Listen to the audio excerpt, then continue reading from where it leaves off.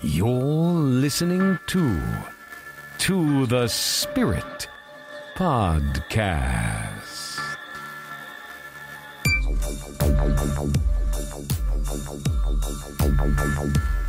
Hi, friends, and welcome to The Spirit. I'm your host, Beck. And I'm your co-host, Steph. Hi, Steph. Hi, Beck. Today's episode is all about urban legends and bonfire tales. 'Tis the season. It is. Personally, I like a nice fall bonfire. Well, me too. I don't get to do much because I live in an apartment building. Well, I was lucky enough to host a little bonfire, and we got some pretty cool stories from our guests at that bonfire. And we're going to share those stories with you. But before we dive into the bonfire stories, we need to talk about local urban legends. Now, I know everyone and their grandmother that podcasts does urban legends, but ours are different. How are they different? I don't know how they're different. They're just different. They're similar to many urban legends, but also they're our own here in Syracuse. So it's something that it's like from your childhood, you just hear this from your parents, or then you hear it in the news, or you hear it somewhere. And hear from your friends. The first urban legend is 13 Curves that I'm coming up with.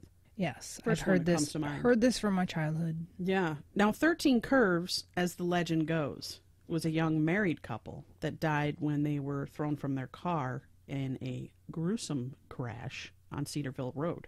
So the winding strip of road between West Seneca Turnpike and Pleasant Valley Road became known as 13 Curves. For you that don't live in this area, that means nothing to you. But actually, as you go up this 1 mile strip of road, it does indeed have 13 turns. Have you ever been up that road? Yes, no, many, many times. My dad would drive us there just for like a Sunday drive. Let's go to 13 Curves. That would be my dad's like initiation. Let's do something today on Sunday. And it was always 13 Curves. What I really loved about it is there was a diner right at the corner. And the diner... What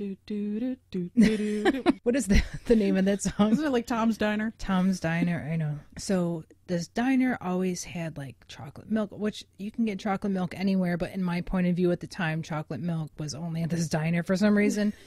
And I would blow bubbles into it. These are all my weird memories. And they had Hoffman hot dogs. Now that's another urban legend of Syracuse. So if anyone's from here, you know what I'm talking about. Yeah, you out-of-towners that moved from Syracuse are always asking us to send you the Hoffman Hots. Yeah, and now Hoffman's is like a national brand just recently, but before it was just local. You had to go to certain places that sold it, and every picnic, every barbecue has Hoffman hot dogs. And they're like the real casing. They aren't like those cheap hot dogs. They're really expensive, too. It's not like you're going to...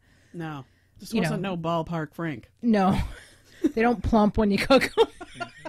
Oh, boy. Let's get back to 13 Curves. Okay. So, I did a 13 Curves trip with the girls, I think back in high school days, or maybe out of high school days, just in like early college days.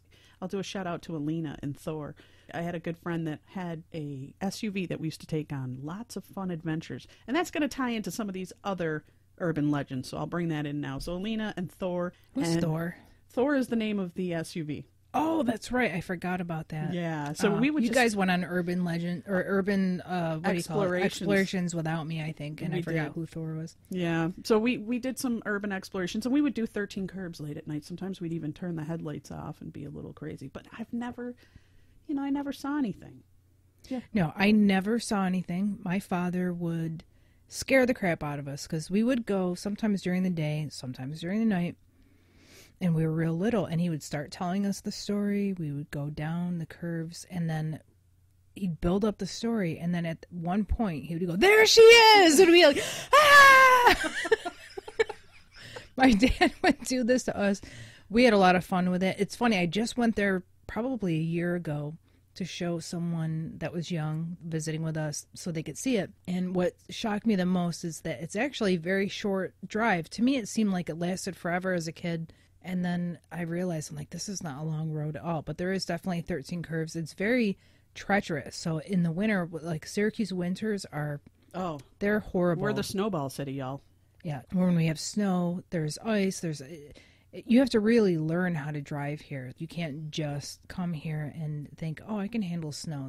You don't understand. Well, you'll end up like the dead couple in 13 Curves. wasn't there long ago. It's not a very long road, and we went on a nice, like, rainy fall day, too, about a year ago.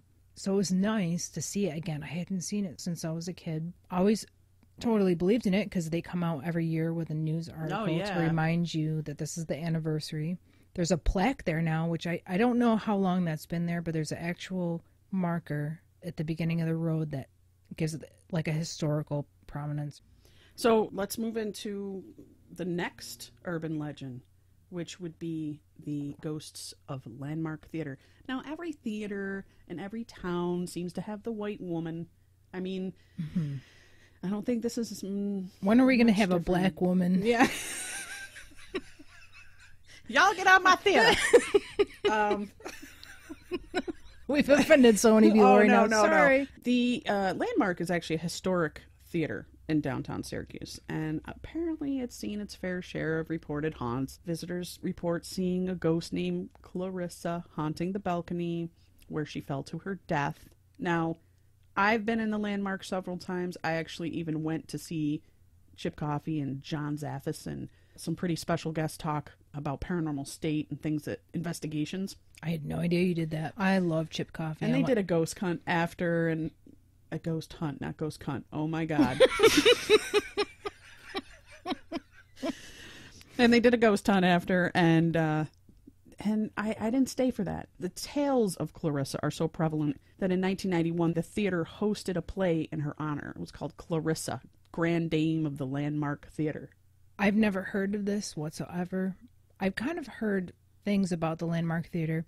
Interestingly, though, before Marilyn Manson had a big concert there, which all the Christians were in uproar about, and I was really upset about because I really don't like a lot of the stuff he did in his concerts. But a friend of mine she's Catholic, and she's passed away now, went there the day before with another friend of mine and planted medals of the Virgin Mary all through the... During the concert? No, before. Like, they just showed up. Can we have a tour of Landmark Theater? Like, sure. And they planted blessed, like, exercise medals secretly in different locations at this venue. The Marilyn Manson heads were, like, finding little blessed medals? I don't know if they found any. Maybe that would have been amazing. I've never heard a story of anyone finding it, but I guess it was considered one of the blandest concerts that he's done. Not like, I don't know, super outrageous. I know that we have another venue here in Syracuse called the Lost Horizon. It's been there forever. And I think he was kicked out. He was told never to come back because they destroyed this place after a concert. It was the fans plus Marilyn Manson. I always thought that was funny that they did that there beforehand.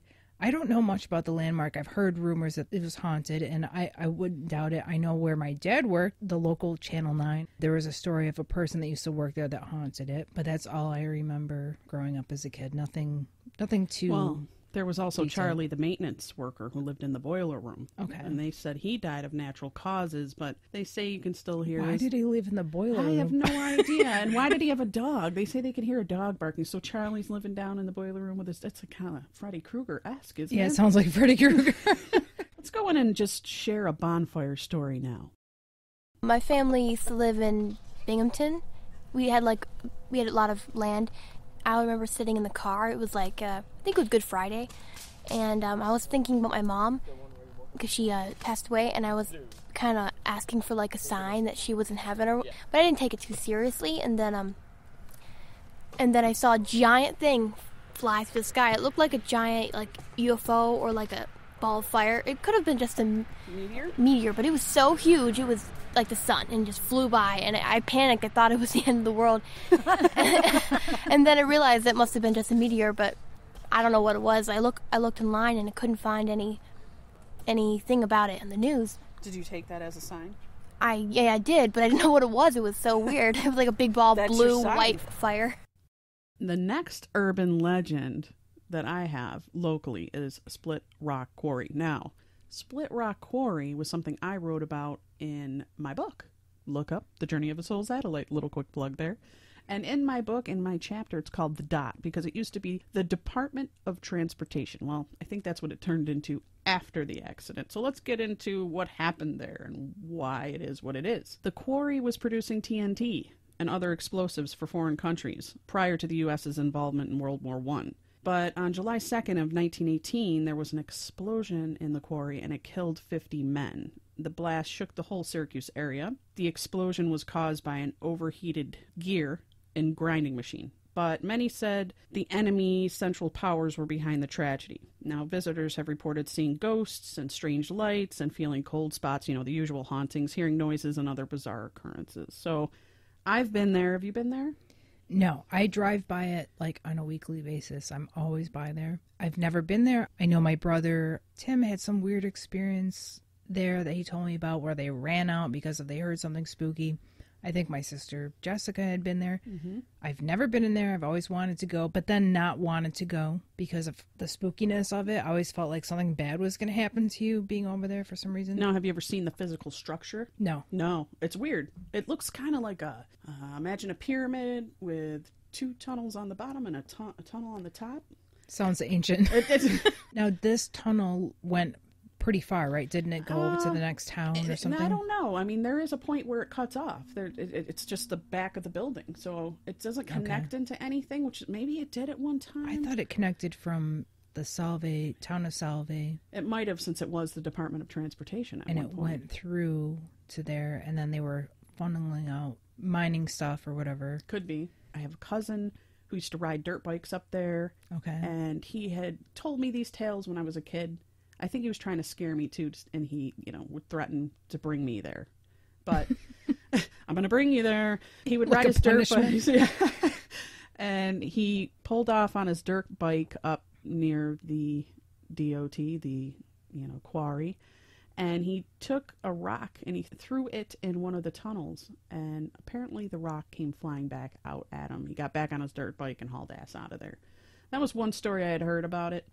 I'd gone up there with some friends, and we had went at nighttime, and while I didn't see anything weird, when we pulled up, all the guys got out of the car again. We were with Lena and Thor, and the girls waited in the car for them. A bunch of guys, a handful of guys, went in, and actually, as they started exploring the tunnels, they found, in the middle of winter, by the way, I mean, it was freezing, snowing, and in the tunnel, there was a garbage can that had a fire going in it. Whoa. So they were like, someone in here, someone living in here. I mean, this is a weird place to be homeless and living.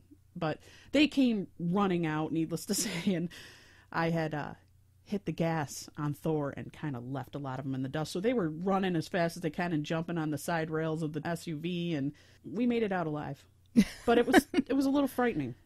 I know, that's weird. I feel like I remember hearing this story, but I haven't heard it in a long time. So maybe you showing up, and that there's this burning fire going, that they saw you show up because you got your headlights going, and then people took off. But what the hell are they doing over there with the fire? Why are they there? Yeah. But then it's a place of legend, so it makes sense that there might be people trying to do the same thing that you guys were doing. Yeah. But it's creepy. It is creepy. And I think there was some paranormal investigators that have picked up like EVPs inside, disembodied voices, apparitions. It's got a creepy vibe. I'm not going to doubt it. It does. Just picking up on creepy vibes, I have to drive through there every day.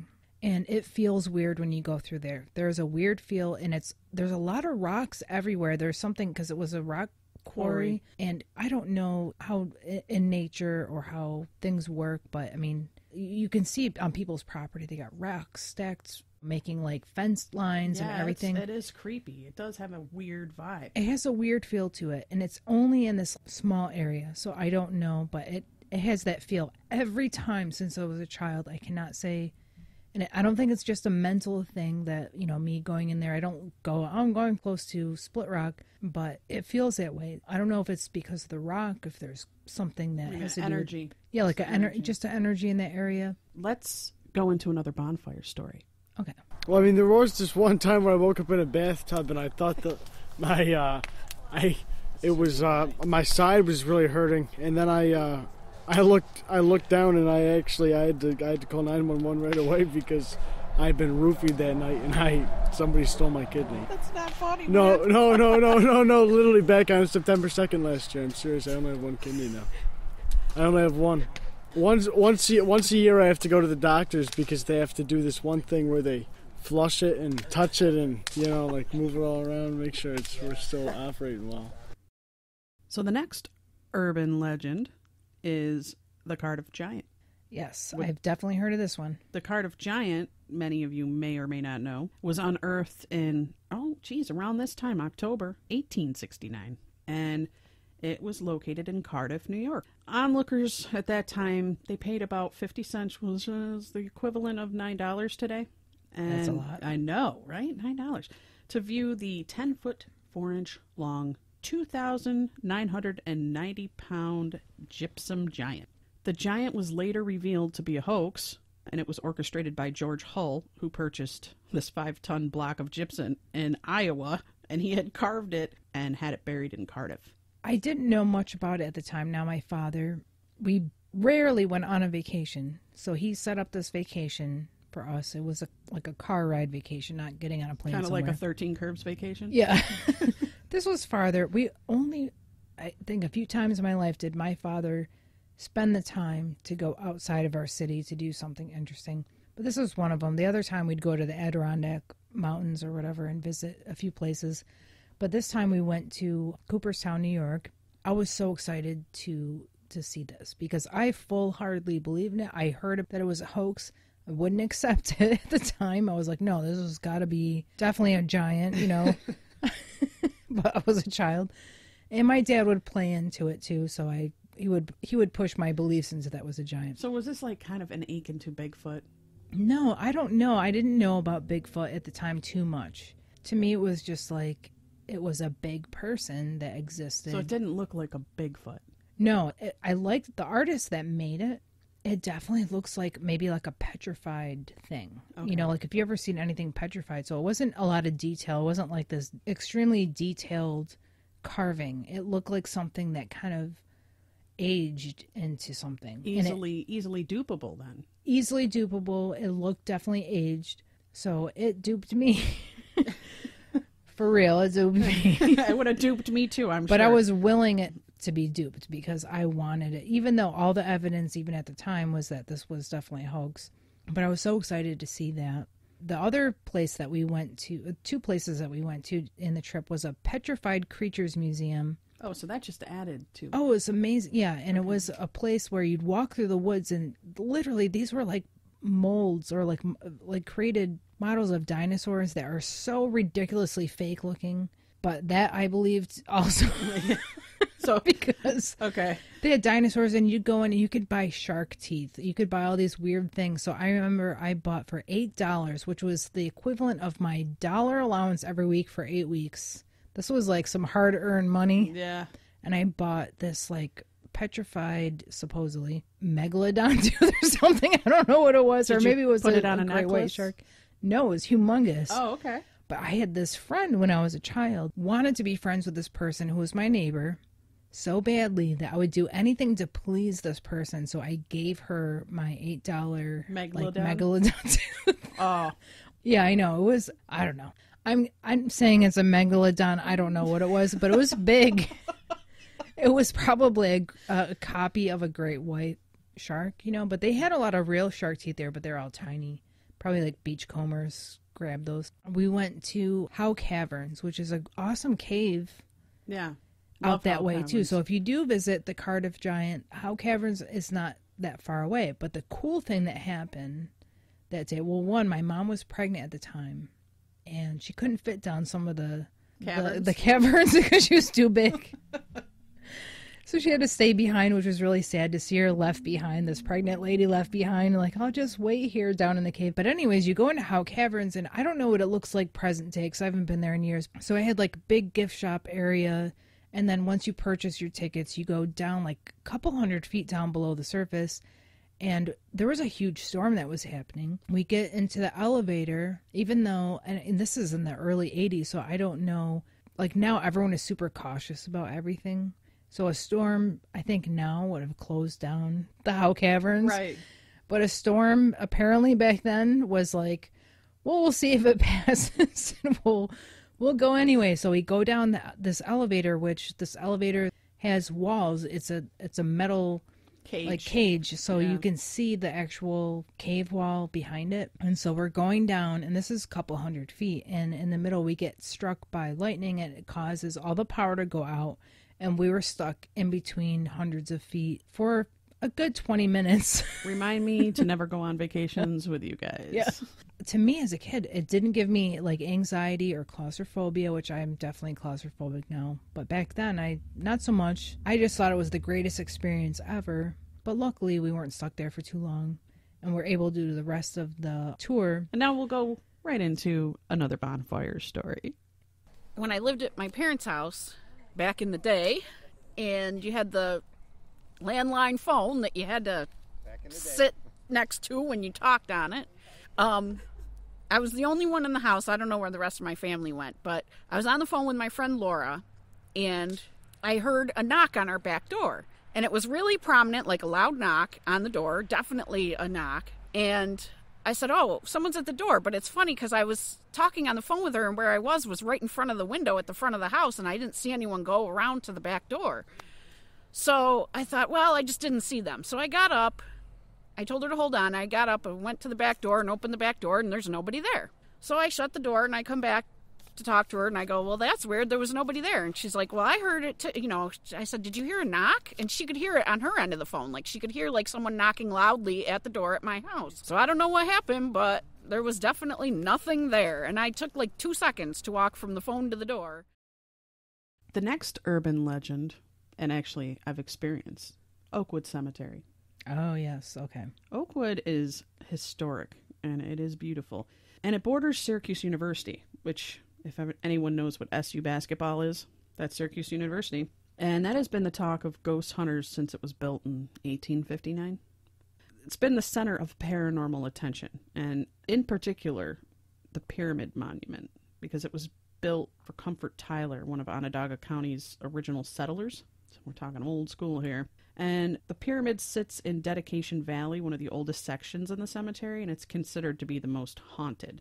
So visitors there report seeing strange lights and other apparitions near the monument. I've been there. I've been to parties at the pyramid. Mm-hmm. You've been to parties too. Oh, yes. Now, we used to go and park our cars, well, the smart ones would anyway, outside of the cemetery, on the streets, and then we would hike up into the hills, up to the pyramid, and meet up there for parties, drinking that Milwaukee's Beast. And again, I wrote about this in my book as well. And one particular party I went to was with your sister. Okay. It wasn't really paranormal. It had a weird feeling, and people were talking about weird stories, like the ghost dog that runs through. Apparently there's a black ghost dog that runs through the cemetery at night. Yeah, I've never heard of that before at all. No. Like, they call it like the Hound of Hell. They had to make it all scary. Yeah, his name was probably Otis or something. Yeah. It's like, I'm just looking for snacks. Boo-boo. Sit, boo-boo, sit. So, we would just go up there and party, and, the cops would come, and that was, like, pretty much the most paranormal things for us, is because we'd have to run in the dark and hurdle gravestones. Giant gravestones, and hope not to take your knees out on the way to make it to the tree line to get to your car. I also had been up there, I went up there with another friend at night, and we were going to meet some friends in a mausoleum. And it was, nothing bad. Just going to chill out, play guitar, hang out, candles lit. So we had to ninja our way up through. We didn't want to get caught by the cops. And I actually did see a dark shadow dog coming through the cemetery. It wasn't near me, but I saw it, and I started having heart palpitations. Like, oh my God, I've heard about the Hound of Hell. This is it. It could have been just a random dog running through the cemetery at night. And I think I did see some shadow figures of people, but it could have been people just walking through the cemetery like we were doing, but we were kind of more stealth about it. But in essence, it has just a creepy vibe. There's a modern part of the cemetery that you can go to, and no one goes to that. But the older part is in these weird craggy hills that are so it's out of a horror story. Like, when you see it, you're just like, wow, this is different looking. Every person I've brought into the cemetery, I have a relative that likes to make films, and he saw it. I'd have to make a film here. He just thought it was so amazing looking. Well, yeah, because they have the old horse hitches still in there, so you can actually, where they used to hitch their horses. Yeah, there's an interesting tombstone of a lion, and you can't just it's off the beaten track. You got to go down a trail, so it's hidden in the woods. Actually, it's hidden in the woods, and it's a lion that is extremely frail, thin. You see its ribs, and it has hollow eyes. And I visited a million times until someone who I knew was a member of the Oakwood Cemetery Society explained the story behind it. And it's very, very sad. But I guess there was a young man that was very, very ill as a young boy, and his father was trying to, give him the best medical care that he could give him, but it was apparent that he wasn't going to live. But he asked his son, if you could be anything in your life, what would you be? And he said, I'd like to be a lion because they're so strong, and describes a lion. So after the boy dies, the father builds a bronze statue of a lion, but he makes him more like his son, like this weak, frail person. And the reason why he had the hollow eyes is so that when it rains, the eyes fill up with water, and it starts tearing. It's really emotional when I think about it. Yeah. So that's there at the cemetery, and that's the story that I've heard. I don't know about you. But also in the cemetery, there's doors. There's random doors in the hills, look like hobbit houses. Right, and for the longest time I thought, who in the hell is going over there? I mean, part of me wanted to knock. Yeah. I mean, they were giant stone slab doors. There's a church, but it used like to be, chapel. It was a crematorium. Oh, yes. Inside, and there are actual tunnels under the hills where they would roll the bodies. Yes. To get them to the crematorium. So there are actual tunnels underneath the cemetery. And that in itself has a creep factor. Yes. Let us not forget that the Baldwins have plots there. Yes. The Gears have plots there. So we've been to those, but those are so old. Are they definitely related? Is what you're saying? Yeah. Richard Gere's family, Alec Baldwin's family. That goes way back because those were old. Yeah. But there might be some modern. There might be some modern plots in there with their names on them that I saw. They don't take care of it ultra well. Like there's some things eroding there that I wish they would take care of. The roads are still bad as ever.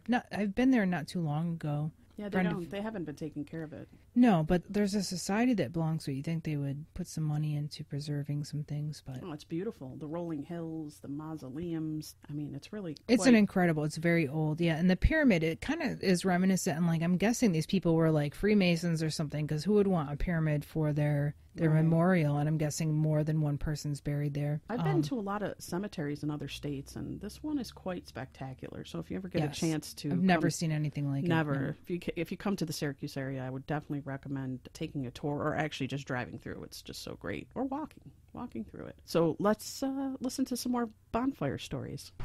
There used to be an older woman who lived in apartment 1 where we live now, who passed away on her stairs. The apartment was open for a long time. Our landlord was doing a lot of renovations for it. And one day I went and got our mail, and I looked over at the door and I saw what I thought was an older woman dressed in a robe. A robe? Okay. And I thought that was really weird because nobody was living there. I told Kara about that, and she kind of shrugged it off, and I was like, yeah, I kind of shrugged it off too. It was weird, but there wasn't supposed to be anybody living there. Do you believe it was the ghost of the lady that lived there? I don't even really know what she looked like, but it was weird that there was somebody dressed in a robe standing at the door, and she smiled at me. Oh. That was the weird thing. So our barracks out in California were haunted. All my friends had told me about them having issues in their rooms. Their faucets would randomly turn on, and they would make jokes about it, like they named their ghost and told them to turn off, and the faucets would turn off. So we had the secret room where it was a hard key to unlock it. All the rest of our rooms were hotel style keys. So no one really knew about this room because the other half of our barracks were Navy, so there was those guys on the other half. So this room was in the perfect spot where I could hide. You could have all the liquor that you wanted in there because no one knew about it. So one night I went to bed. It was after I first moved into this room. I still had my other room. I went to bed, and Dad woke up because someone was literally poking me in the back. And that was the last night I spent in that fucking room because homie don't play that game. The phantom poker. It was literally I've never had it ever happen again, so it wasn't I just imagined it. It was literally pressure on my back, someone poking me, and I was like, okay, I'm done. We're not staying here anymore. I had just had heart surgery, and I was staying in the opposite bedroom, just so the dogs wouldn't bother me. And Deb says, I'm going to the store. You want to come with me? And I'm just you have heart surgery. You're just beat. You're just really, really tired. And I said, nah, I'm just going to stay here in bed. And all of a sudden, it was broad daylight. I felt like a pounding on the edge of the bed. And I said, Deb, I'm coming with you. All I could think of was like my parents telling me, you need to get your ass out of bed. This isn't a scary story. It's an odd story. So it had to be around 1993. I'd gone to the Harbor Fest, and my girlfriend Pam and I were walking down this one park. It wasn't near the water, but we were walking down this one park, and this little boy comes running down the hill. He grabs me around the legs, and he goes, Mommy, Mommy, Mommy. And I'm like, where's his parents, man? This is kind of weird, you know? And the parents come running down, and they said, we don't know what's wrong with them. Where are his parents? And he's holding on to me, yelling, Mommy, Mommy, I want to come with you. And it was like, that was weird, you know? I mean, what do you do? I said, I'm sorry, I don't get it either. Past life child. So, Steph. Yeah? Any more Bigfoot stories or anything crazy like that? Never seen Bigfoot, but I went camping once and heard screaming, like a scream in the middle of the night. One, I'm an outdoorsy person. I like being outdoors, like I would say 75% of the time of my life. And I always assumed my whole life that I loved camping just because I liked being outdoors, until I went camping for the first time and hated it so bad that I was like, I don't think I could ever do this again. And I tried it one more time, and that sealed the deal. I'll never go camping again. I'm not a camper. No. Glamper. Glamping is fine. I like glamping, except our glamping experience a couple years ago. That was definitely... and that was in Sodas Bay. Yeah. Yeah. That was very full of spirit activity. Yeah. But anyways, some family members, my brother and another family member and a friend, they're like, let's go camping up in Tully, New York. Well, Tully is like super hilly, like mountainous area that's south of Syracuse. Very beautiful. And I was like, yes, this is going to be the most awesome thing. We were drinking, we were eating, we had everything that you do for a camp. And then we realized that we did not bring the tent. We brought the base to the tent, the little like plastic sheet that goes on the bottom, but when we grabbed the tent stuff, it felt full, but there was nothing in there. I don't know why there was nothing in there, and I have no explanation this day why it didn't have any of the tent stuff. So that meant we had to sleep out in the open air, and it was cold. It was later in the summer, so it got down to where you were kind of chilly at night. This is an isolated area, but there are other campers around. So at one point, some kid comes by like on a four-wheeler and threatens us with something. It was so bizarre. I think he just wanted our campsite for some reason. He told us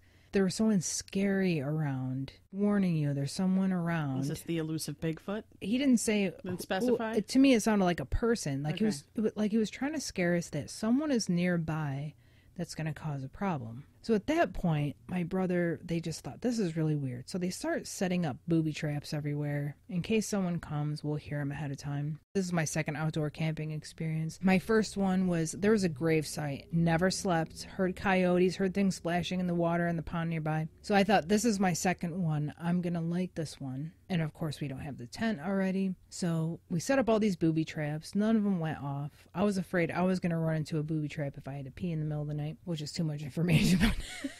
So anyways, I'm wide awake, thinking in my head, I should just go in my car and stay in my car the whole night because I was freezing. And I hear a scream. It was a male voice, and it was off in the distance, wasn't close by, but it sounded like human and non-human at the same time. And it was so frightening that I stiffened up hearing that, wondering what the hell that was. There was no turning back, no sleep for the rest of the night. My brother, his girlfriend, everyone, they're all sound asleep, snoring, and I'm the only one awake, hearing this blood-curdling scream in the middle of the night. You don't think it was an animal of any type? No. I mean, I've heard animal cries. I know that bobcats sound very strange, but it didn't sound like that. Coyotes sound very strange, but this was definitely like so masculine and human sounding that I couldn't figure out what it was, except it could have been another camper off in the distance, but it also had such a projected voice too that it sounded inhuman, like it could have been animal. I don't know what the heck it was. So you think that was your Bigfoot? That was my first thought, is it's Bigfoot. And I've heard that there are stories in upstate New York that people have witnessed some weird, strange stuff. I know that the Native Americans that live here definitely believe in them, for sure. I've never encountered anything. I think they're just so elusive. I don't know what to think about it. I'd like to get a cryptozoologist on the show at some point, or somebody familiar, but I don't know. I'm just so apt to discount Bigfoot. Yeah. Just because there's just not enough evidence. It's like a tuft of hair or a footprint, possibly. That could be a total hoax. And nobody can ever get them on film. And if they do, they're way back through the trees and they could be a bear. They look like a bear. So I don't know what to think about that. But Yeah, I'm not a big believer in Bigfoot, but with the legend as it exists in a spiritual way. I think he's interdimensional. Yeah. Theories I've heard. But let's go into one more bonfire story here. Or maybe a few bonfire stories. We'll omit her name, but go ahead. So I spent the night at her brother's house, and we get there. It was kind of late. It's probably like 10 o'clock, 11 o'clock, and we had bags and stuff. I think we went camping or something, and then we were coming back, and we had to watch his dogs. So we get there and everything, and I feel like this weird feeling, and we're in this one bedroom, and she ended up going outside, and I felt someone like, "Who the hell are you here?" And I automatically thought it was her grandfather. So I was like, listen. Her dead grandfather? Yeah. Oh, well, he was dead, yeah. But I didn't know that it was his house. And I said, I think your grandfather doesn't like me. And I told him it's okay. And like, I had a weird, weird, strong feeling like this guy was like wanting me out of his house. My sister Jess and I were hanging out real late at night with guys. You know how that was. But we decided to go to this restaurant, just hang out at this place. This guy that, you know how Jessica always attracted, like, bad dudes, sometimes? So, he was acting very bizarre, and she wanted to get the hell out of there. So,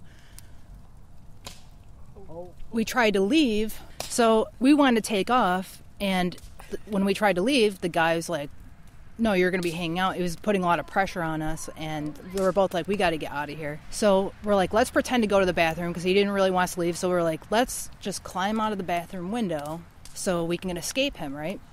It was taking us some time, and then we're thinking maybe he's looking for us or whatever. We had to hurry up, and it was like kind of high up. We had to open up and get out. So I'm getting out first, and all of a sudden I feel my leg being pulled, just like I'm pulling yours. Whiskey Hollow Road in Beeville. I was driving down that one night with me and my buddies, and I parked right up near the cave next to the watering hole, and we're just like antagonizing anything in there. Nothing showed, but when we started reading Bible scriptures, we heard nothing, so we decided to get out of there. We go up, we pull a U-turn, and then in my headlights is a little girl in a pink bloody dress, walking slowly towards my car. And I've never been so scared in my life that we were all in tears. And I don't know how I got out of that. Right, in the headlights, it was like a white orb. A white orb. And I'm like going, and it wasn't from my headlights either. And as I drove by, I was like going, holy crap. Because it went through the trees. And I passed by it. Yeah, it was like you see more strange shit at night. That was my brush with extraterrestrial, whatever, paranormal. Okay. But it was really strange. I mean, and it was like right in the trees. Nobody was flashing a light. It was too intense.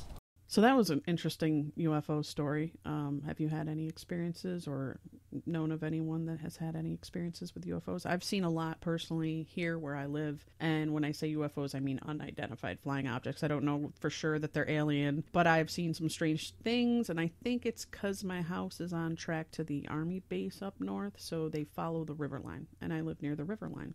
So I've seen some odd glowing orbs and flashes of lights. And again, I've written about this. Yeah, I was always a believer in, obviously, UFOs. The strict definition is unidentified flying objects. So I would say, yeah, I've seen a lot of those. Can't explain. My father was a big believer in UFOs, and he had some strange experiences. I know there's a history for Onondaga Lake, which is our main lake that's right next to the city. It's not very large compared to all the Finger Lakes and all these different lakes around us. So it's quite small compared to our region, but there's been a ton of stories of people seeing things coming out of the lake, taking off. I've never seen that. I lived on the lake my whole life, so I've never seen anything weird on it. Never seen a USO, unidentified submergible object? Nothing like that. Only dead carp. Okay. And heroin needles. Heroin needles. Plastic straws. Homeless person wandering around. But my father, on the way to work one day, had seen something where it was a V formation of UFOs. And he said that everyone was pulled over on the highway that was adjacent to the lake. And this got on the news, by the way, so it wasn't just people seeing it. It definitely, and my dad worked for the news station, so he could verify it. But everyone pulled over to look at it. And he said the moment that they were in this V formation and they're watching it, all of a sudden they split apart and went their separate ways. He said it was so, and they went very rapidly. So I feel like there's a lot of witnesses. I tried to look this up to see if there was some sort of newspaper article, and I know that it was reported, but I couldn't find it. There was an article, kind of the same similar thing happened right on my lake here on Oneida. Okay. And they did have, I think they even had footage. It was like in the late 70s maybe. Okay. And if you YouTube that, Oneida Lake UFOs, you'll actually see people capturing some weird stuff. Was it the V formation? I don't know if it was the V formation. Because that's about the same time that my dad said that he saw it was in the 70s. It might have been. I'd have to look. There was another incident as a child that I experienced with my own sister where we would wake up very early to watch cartoon Saturday morning. And all of a sudden, we had this large hum and light. So we heard this really large hum, and felt like it was vibrating the whole house. And then the light came through our window, and my mom just had my brother Tim, so she was exhausted from having a newborn, and we couldn't wake her up to tell her what's going on. And the light was so bright, lit up our whole living room, but yet when we'd look out the window, we couldn't see anything because that's how bright the light was. So to this day, we couldn't figure out what it was. But my dad was big into going to this diner every Sunday morning, and the waitress at the diner said that she had seen something Saturday on her way to the diner that was in Lakeland of a UFO. Well, we all experienced, and even my neighbors said that all the dogs were barking crazy, saw the light and heard the hum. So as children, we're like, okay, we saw a UFO, but we really didn't see anything except lights. So we don't know what it was, and I don't know anything that bright or who would disturb a whole neighborhood. If you were some sort of municipality, are you doing construction? Or it was super early in the morning. Like, why would you be just putting out all this light and making all this ruckus in the early morning? So that to me was kind of a weird experience. Another neighbor of mine that lived across the street said that they had seen cars pulled over on 690 adjacent to the lake, and they saw something come right out of the lake, and they all watched it leave. So it was like one of those USOs, you know, because it was a lake, which a small lake. You figure, what do they want to do with that? We know there's a lot of toxic stuff in that lake. It's full polluted. Of mercury. Maybe the aliens needed mercury, and they're making they needed it for their fuel. I like talking about urban legends. I know there's many, many more that we didn't get to cover. We might have to do a part 2. I think that we'll have to. Could be slated for the future. That's right. So I just want to thank all our listeners. Listenership. I just want to thank our listenerships. No. They're here. I just want to thank the listeners. Hold on. Take 3. I just want to thank all the listeners for tuning into our podcast and listening to our shenanigans. And if you'd like to get in contact with us, go to anchor.fm/tothespirit. Leave us a message. You can also contact us at tothespiritpod@gmail.com. You can also find us on all the major platforms, probably on the minor platforms as well. And you can find us on YouTube at To The Spirit. Like, subscribe, share, rate us. Let us know how we're doing. Let us know if you want to hear your story. We'll be happy to share your scare mail, and we can't wait to talk to you. Can't wait to hear from you. I'm Beck. And I'm Steph. And don't fry bacon when you're naked. Bye, guys. To the Spirit Podcast. Supernatural science. Aliens. Ghost. Psychic. Mystic. Spirit. Divine source. Heaven. The dead. It's magic.